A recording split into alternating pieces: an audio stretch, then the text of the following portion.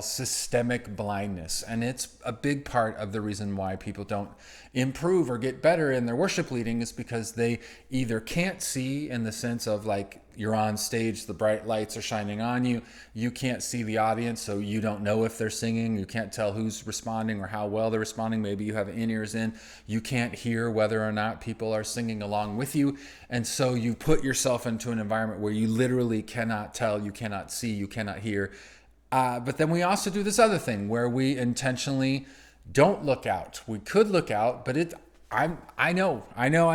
It is difficult to lead worship, remember the chords, sing the words, and then hear from the Lord, all while you're looking out, and then you're wondering, why isn't that person singing? And why is that person standing next to that person? And like, oh, where did they get the donut? And all of those things start flying through our brains. And so sometimes we kind of just decide, hey, I'm not going to look out. I'm just going to close my eyes, even though I could be able to see. I'm intentionally closing my eyes, or I'm not going to look at that, or I'm not going to go back and review how the song went. I'm not going to go look at the live stream. I'm not going to record off of our board so we can go back and listen to it later, because when we do those things, it's usually not as good as we would like them to be. And so we kind of, again, create this self-preservation thing where we just become blind almost on purpose. And then we kind of fall into what I would call, or would say the Bible talks about, saying we become the blind leading the blind, in the sense of like, we're not exactly sure how it's going, but we felt like we did a good job. And there was